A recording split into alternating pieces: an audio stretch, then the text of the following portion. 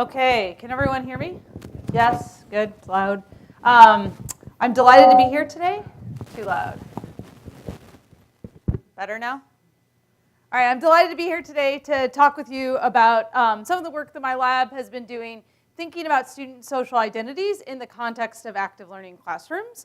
So a lot of this has been touched on already today. Over the past 10 plus years, there's been a huge movement to try to transition our teaching away from teacher-centered lecturing to student-centered active learning, where we can ask students to build on each other's ideas and construct their own knowledge in the classroom. And so to start things off, I want to actually do some active learning. So I want you to go ahead and turn to your neighbor, and I want you to think about two things. So you're probably more used to thinking about the first question, what positive impacts might active learning have on students? But I also want you to think about what negative impacts might active learning have on students in your class. So you go ahead and turn to your neighbor. It should get real loud in here as you're chatting, and then I'll call you back together.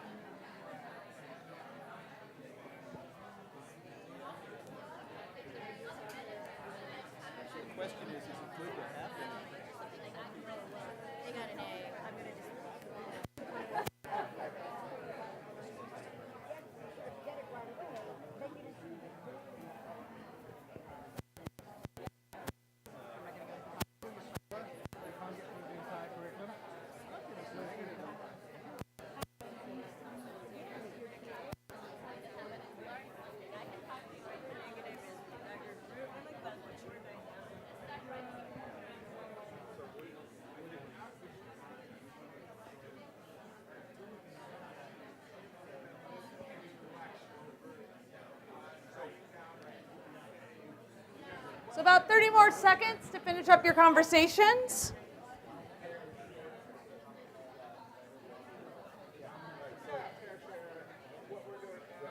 Okay, so let's go ahead and come back together. All right.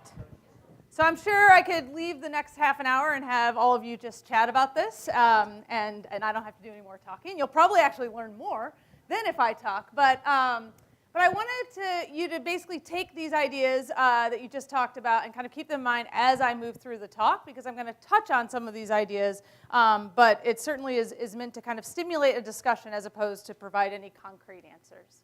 So why do we do active learning? So the now really cited meta-analysis by Scott Freeman and colleagues has shown that overall active learning leads to less failing for students and more student learning, as evidenced by pre-post gains on concept tests. And so this is often what people use to explain to people, on average, students are learning more in active learning, and we should get more of our colleagues to teach in active learning ways. And I should say from the start, I teach in active learning ways. I'm a strong proponent of active learning, and I actually give this to my students the very first day of class and ask them to analyze the graph and ask them how they want me to actually teach. But there's a lot that we don't know about active learning, right? We don't know how it works across a variety of different institutions, courses, content, and instructors. We don't know how different types of activities benefit different groups of students, particularly different student social identities. This hasn't really been explored. We don't know who's benefiting the most, right? A lot of this data is just looking at students on average. And we don't know how active learning is actually changing the group dynamics of the classroom. That's been something that's been of real interest to me and folks in my lab. So we have this kind of general hypothesis right now that active learning increases interactions among students and between students and instructors, right? As I asked you to turn to your neighbor and talk to each other, you turned to each other, you chatted with each other. I, as an instructor, could have gone around and asked you questions, right? And that just increases those number of interactions. And our guiding hypothesis is that student social identities are going to become much more apparent in these active learning classrooms. So when you come and you sit down in a classroom and just stare up at the front of the room, you don't have to see the gender of the person on your left or your right? You don't have to know about their cultural background. You don't have to know about kind of what type of high school they potentially went to, right? And so these social identities are going to become more apparent as we ask students to work together. And so what do I mean by social identities? This is just a smattering of possible student social identities. It's not meant to at all to be comprehensive. but it's the types of identities that students are going to walk into your classroom with, and they hold multiple social identities at the same time. And so the questions that my lab has started asking over the last couple of years are there inequities in students' experiences in active learning based on their social identity? And in particular, we're really interested in hidden inequities based on social identity. And so what do I mean by hidden? I mean that instructors may not actually be aware of how many students in their class have this particular identity. So maybe they're not conscious of that identity at all. So maybe it's just something that's kind of off their radar that they're not used to thinking about because it maybe doesn't align with their own personal identity. They may not make an effort to identify the number of students that have this identity. So a concrete example of this is when you're teaching evolution, the number one predictor for why a student will reject evolution is their religious beliefs. We've asked evolution instructors, how many of your students are religious? They don't know. Most evolution instructors have no idea how many of their students are religious, yet that's probably going to be the major reason that they're going to actually reject evolution. Or these hidden identities are actually covert or invisible identities, and you can't actually just look out at your class or easily ask your students about these identities. And that might also be a reason why they're actually hidden. So I want to tell two stories today, and the first is thinking about Lgbtqia individuals. So I use this term as an umbrella term to basically describe anyone who's not straight or cisgendered. So it includes lesbian, gay, bisexual, transgender, queer, intersex, and asexual. And so it's kind of as inclusive a term as possible.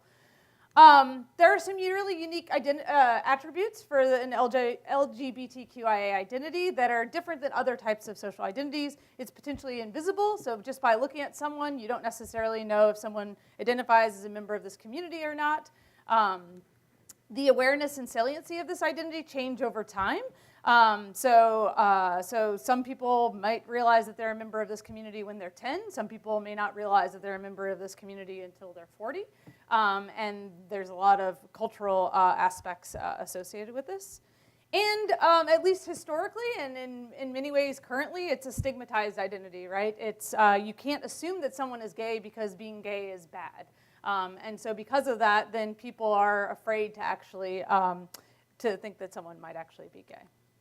So there's been actually very limited research done on this population of students in college STEM classes. There's been some studies in engineering showing that students have to navigate kind of chilly and heteronormative engineering climates.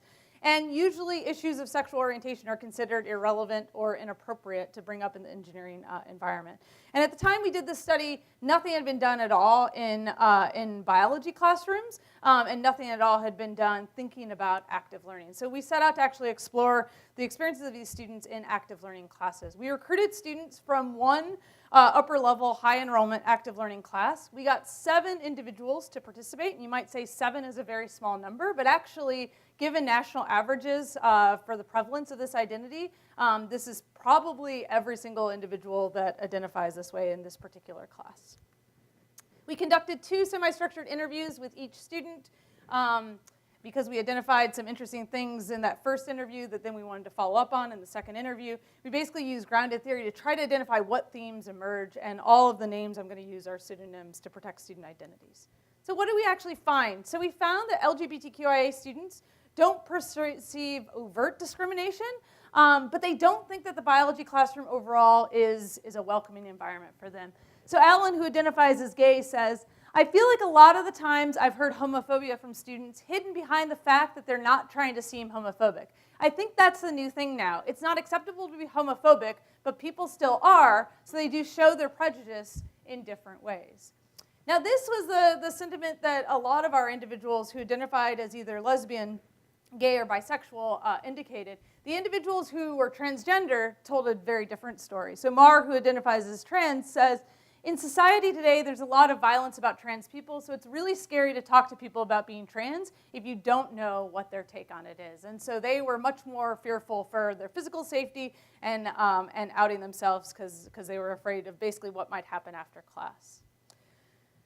Students that had these LGBTQIA identities echoed the study that was done in engineering showing that basically it was perceived to be inappropriate to bring up this identity. So Margaret, who identifies as bisexual, said, I mentioned that I was bisexual to show that this matters to me because I feel like I'm part of this community. And he, another student in the class, was like, we don't need to know your dirty secrets and we don't need to know your personal life. That was the first time I was like, really? I can't even mention this? I don't think he used the word abnormal, but he said like atypical, like we don't need to know about people who fall outside of the norms, right? And so this is an individual that being bisexual is an important part about who she is. It's something that she wanted to reveal in this particular class, and it was considered a dirty little secret. Students also highlighted that they were worried that basically their academic competence might be judged negatively by revealing the fact that they were gay. So Alan, who identifies as gay, says, the risks of coming out that I usually see are other students view me as less of a person, or they view me as not even their equal, not intelligent, not their intellectual equal, and they don't want to work on projects or anything with me by virtue of being gay. All right? So again, this is this student that has a social identity that is an important part of who they are, and they are worried about actually revealing it because they're worried about how it might intersect with those relationships that they potentially could build with other people in the class. Students were even worried about instructors coming out. So not one of the students who we interviewed had ever had a science instructor reveal that they were a member of the Lgbtqia community. And Josephine kind of highlights this. So she says, that's their personal life, you know what I mean? I feel like a gay professor coming out to students could in a lot of situations just be kind of weird. Although when I think about it, I know a ton of my straight professors who are married or they have children. So she acknowledged that she was being hypocritical about the expectations that she had for professors who were members of the Lgbtqia community and straight professors, but she still felt like they would lose status or she was uncomfortable with them actually revealing that identity. Other students actually highlighted they were worried about instructors actually getting lower teaching evaluations for revealing their identity. And so this has actually sparked a big interest of ours, and so we've actually followed it up with a study on biology instructors and whether or not they reveal their identities and their reasons for doing so, which I can talk about after if folks are interested. So all of this started painting this picture that these interactions between students and instructors and between students could actually be influenced by this social identity. And so that led us to this finding that active learning classrooms are increasing these interactions and increasing this relevance of this particular identity. And so Alan, who identifies as gay, says, in a lecture, there's not as much time to talk about personal stuff. You're mostly sitting there taking notes. That's all we're expected to do in a traditional learning class, so it doesn't matter if I know other students' sexual orientations or political orientations or anything like that. But in active learning, almost 90% of the time we discuss the biology problem and move on to something personal, like where did you go to high school, what's your major, and I always think that's going to build into the questions that I don't want to talk about. So this is exactly why we like active learning, right? It's building connections among students, it's building friendships, these are possible interactions that are going to lead to study groups, but this student, because of this particular identity, is really struggling with how much they actually want to share. Josephine, who identifies as gay, echoed this same idea. So in traditional classes, a lot of people just show up and sit there. But before and after an active learning class, I feel like a lot more people talk with people around them. And I feel like that's because you form closer connections because you talk. You're required to. And then there can be these moments where you're basically confronted with a statement or a question that's either implying or questioning some sort of sexuality or gender construct that maybe doesn't apply to you or you disagree with. And then you have to make a decision, like, what am I going to say, right? And so this is happening at the same time we're asking them to learn really complicated science information, right? And all this other stuff is happening inside these students' heads. Alex, who identifies as trans, talked a lot about getting misgendered in class and how that became even more important in an active learning class. So he says, in a traditional lecture class, I normally just pick a seat not close to people and mind my business. I don't think about being transgender because it's a get in, get out kind of thing. I mean, sit and pay attention for as long as you can. When I sit down in a traditional class, I just kind of sit there and pull out my notebook and kind of do my own thing. I don't really talk to the other people around me. I don't just look at them and go, hey, I'm Alex and I'm transgender. So I would only probably come out to the people in the active learning class, the active learning one. In this active learning class, first day, I just said to my group, hi, I'm Alex, I'm transgender. Please call me he, even though I look like a she, right? Because it was super important. The number of interactions that this student was having, they were constantly getting misgendered, and so it was really important to him that he was going by the right pronouns. We actually also in this class use name tints to put students' names on just a piece of folded over kind of cardstock. And this student actually wrote out his pronouns on that, so that also helped with the misgendering. Mar, who identifies as queer, kind of echoed this further and said, even though I present in a way that makes me feel comfortable, my social anxiety unfortunately makes me take into account how other people see me. In discussion-based courses, I think it's rougher for my emotional state when I feel like I need to talk to people, but I feel uncomfortable doing that because I don't know what their perception of me is. I worry, do they like me? Do they think that I'm stupid? Am I trying too hard to let them know that I'm queer? Is that something that they're going to think is ridiculous? Are they one of those people that wants to know? And do I want those people to know? All of this is going through this person's head while we're asking them to think about homeostasis, right? So, not really surprisingly, this particular student failed the course. And they failed the course in part because of the structure of active learning that required the students to work together. And the student became so uncomfortable on certain days about active learning that they just didn't show up. And we didn't find this out actually until after the course. We made connection with the student. The student actually retook the course and ended up passing. But it made us really start to think about how active learning is actually impacting how a student feels and this kind of emotional state of students and some of their underlying anxiety. And so that leads me to the kind of second half of the talk, thinking about how students' anxiety and mental health might actually be playing out in these active learning classes. And while we didn't look at this specifically, I think looking at this as far as intersectionality is really important, and it's an area of really important kind of future research. So anxiety is on a lot of people's minds right now. It's gotten a lot of press lately for grad school, for undergrads. It's increased in prevalence. Lots of college students feel overwhelming anxiety. Students think that it negatively affects their academic performance. Anxiety is one of these things where a tiny amount of anxiety is bad because it isn't really motivating. A medium amount of anxiety tends to be perceived of as something good that gets people to come to class, that gets people to study for an exam. But overwhelmingly, the literature highlights that a high level of anxiety is bad for students. It's going to negatively affect student motivation and performance. And students with high anxiety levels are less likely to persist in biology than students with low levels of anxiety. So in thinking about these social interactions in active learning, we're starting to think about how active learning could actually increase students' anxiety. And one way we're actually thinking about this is from this perspective of thinking about this fear of almost failure when students' academic ability is being evaluated. And when you think about active learning classes, there's way more opportunities for students to be judged on their academic ability, right? So I call these things evaluative active learning situations, so they can evaluate their own learning if they're doing some kind of in-class assignment, if they're answering a clicker question and comparing their answer to the correct answer. They can be evaluated by other students in active learning by talking with each other during group work, and they have more opportunities to be evaluated by the instructor as the instructor walks around or as a learning assistant walks around and talks to the student about the content. However, there's also some literature to suggest that active learning may decrease anxiety. So some studies have shown that these hands-on or interactive approaches can actually decrease students' anxiety learning math. And other studies have shown that by having students work in groups, you have lower anxiety than working individually. So this isn't kind of a cut and dry answer. And so we wanted to actually explore this in the context of large enrollment active learning classes to see to what extent active learning practices could actually increase student anxiety and how these practices could actually be implemented in ways to actually decrease anxiety, with this overall idea that too much anxiety is going to be bad.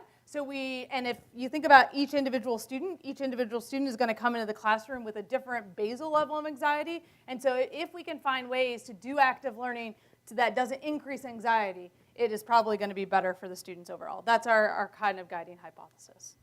So to do this, we decided to do a fairly large-scale interview study where we recruited students from a bunch of different active learning classes. We ended up interviewing 53 students, doing semi-structured hour-long interviews, asking them all about their experiences in active learning college science courses. And we looked for what themes came up. And we identified 3 evaluative active learning practices that influence student anxiety. And the 3 that we focused in on were clicker questions, group work, and cold call and random call. And I'll describe each of these in more detail. So clicker questions are probably familiar to a lot of folks here. Who uses clicker questions? Clickers? Okay. So students have a clicker. Often instructors pose a question and have all the students respond.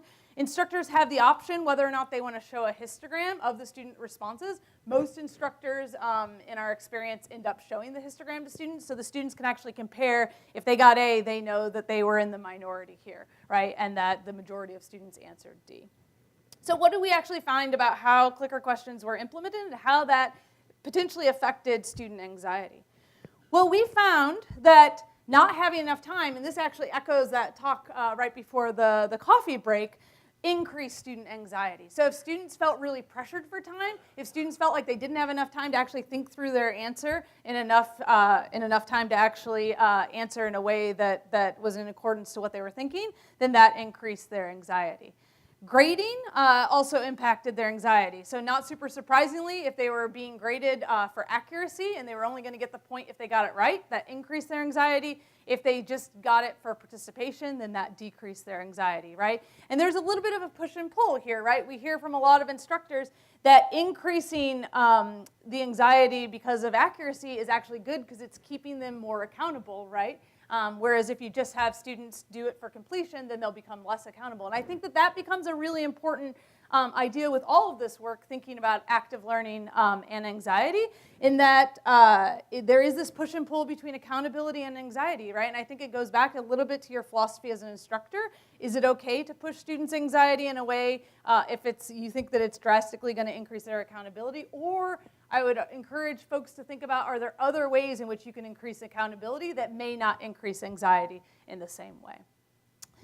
But clicker questions weren't always anxiety-inducing. So in terms of students' ability to confirm what they do or don't understand, that decreased their anxiety. So students talked about how that was really positive for them, being able to kind of check in much more frequently as opposed to just at an exam about what they do and don't understand, and that they were able to clarify their understanding of content through clicker questions.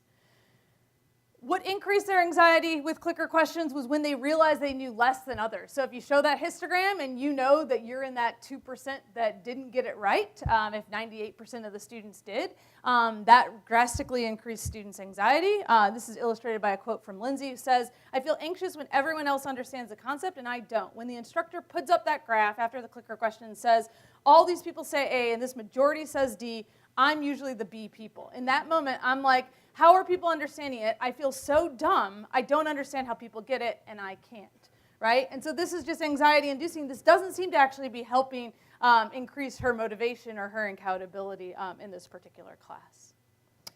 So a second evaluative active learning practice that influenced student anxiety was group work. So basically, I'm using this term to describe any time when a student interacts with another student during class. So this could be set up as pre-set up groups, or just turn to your neighbor and talk through an answer. And what we found was that relationships with peers and group work really matter. So who the student is actually working with seems to matter. If the student is uncomfortable with their partner or with their group mates, that tended to increase their anxiety. So Craig says, if I realize that I answered the question wrong when talking with people in my group, it makes my anxiety worse. I'm sitting there thinking, oh man, the person next to me probably thinks I'm dumb because I just shared with him the wrong idea, right? But this seemed to go away once the student became more comfortable with the partner. And so this echoes this idea that maybe actually having students be able to choose their own groups or work in groups over a longer period of time might actually be a better thing. So Carly says, I feel less uncomfortable bouncing ideas off of my friend in class because you say something to someone and it's the first thing you've ever said to them, it makes a big impression, or it feels that way. Whereas my friend has known me for a year, so I feel like even if I say something stupid, she still knows that I'm smart, right? And we can all acknowledge this, right? So if you meet someone for the first time, you say something stupid, you're like, great, that's my only first impression with them, right? But if you get to know someone over time, and you have an opportunity to say something stupid, but also a lot of smart things, then it's an opportunity for these students to not feel as high in anxiety. Group work also seems to decrease students' anxiety, again, similar to clickers when they confirm what they do and don't understand, and when it helps them clarify understanding. So they talked explicitly about being able to share ideas with students and being able to have other students counteract their ideas, correct their misconceptions, and those seem to be really positive aspects of that group work. And understanding how that science knowledge compares to others also is similar to what we found with the clicker questions. When they realize they know less than others, it increases their anxiety. But if they realize that other students struggle too, that seemed to decrease their anxiety, right? And so if they felt like they didn't understand a question and their partner didn't understand a question and they were in the same boat, that could actually be really positive for their anxiety.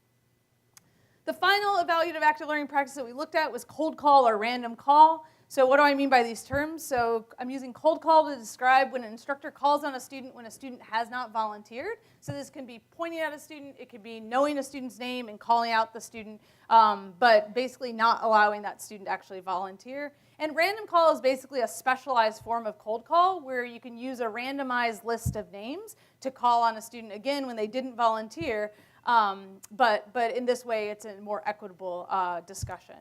And so in this case, for this evaluative active learning practice, it only increased student anxiety. So in no case did the students talk about this actually decreasing their anxiety. For all of the students, this was something that was really detrimental. And it seemed to be related to this idea of fear of negative evaluation or the fear of being negatively evaluated while participating in a social situation. So Celeste says, that's what I'm afraid of when getting called on in front of the whole class, getting it completely wrong or not saying anything. If you don't know, you're the one person who seems stupid. That's what I feel like. Not knowing the answer makes me feel anxious, makes me feel like I'm the outcast, the stupid one. This fear of negative evaluation seems to inhibit students' ability to think through a science problem. So Quinn says, it's the pressure of having to answer a question in front of all of your peers that causes me anxiety. It clouds your thinking, and you can't think at all, and it just gets worse. Your heart is racing, you start to sweat, and your brain just shuts off. And this was repeated by so many of these students that it highlights that we think that when students are sharing out in front of the class, that this is helping their learning. But for these students with this high anxiety, it's not helping their learning at all. Their learning has shut down. And in fact, some of these students think about it for days to weeks after the experience. And students also highlighted that it inhibits their ability to articulate their thoughts about science. So even if they know the right answer in their head, they shared that answer perfectly with their next door neighbor. And then when they're asked to share that answer out in front of everyone, they mess up. So Serena says, being randomly called on, that level of anxiety, it just throws me. When anticipating being called on by the instructor, I knew the answer in my head, but just being in that moment, being called on, I just wasn't able to put those thoughts into a clear, coherent sentence. It made me feel bad and sick to my stomach. It doesn't really help you because then you're disinhibited, right? And so I, as an instructor, am using their thoughts as measures of their understanding, but some of these students are highlighting that what they're actually saying doesn't accurately reflect what they're saying because it's such a high anxiety situation. So in conclusion, both of these studies are pointing out that these hidden identities that students could have that you wouldn't know from just looking at them potentially are influencing these students' dynamics in the classroom. And these data indicate that we may need to be more attentive to how students are interacting and how we're structuring these student-centered instruction because there may be unintended consequences of active learning on particular groups of students. This does not mean that I'm not advocating for active learning. So I'm a strong proponent of active learning, but it means that with active learning, new challenges are going to arise that we need to be cautious about, and we need to start to brainstorm interventions and possible solutions to these challenges. So with that, I'd like to thank my lab, particularly Katie Cooper and Virginia Downing, who did the majority of the work. And with that, I think I'm out of time for questions, but.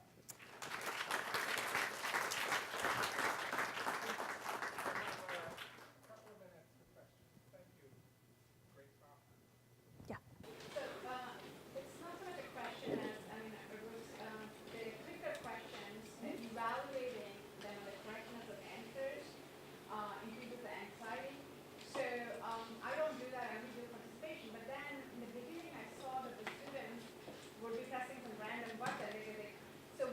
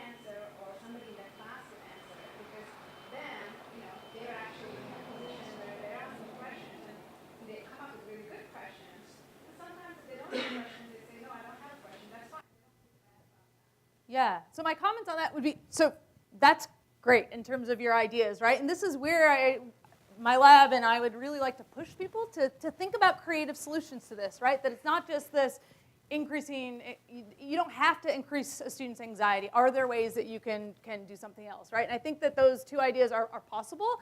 I don't know if putting a student on the spot to come up with a question would be anxiety-inducing. We didn't ask students that. I think that would be really interesting. The one also caveat that I wanted to highlight was this was all done in large enrollment classes. So we're talking about talking out in front of hundreds of students, right?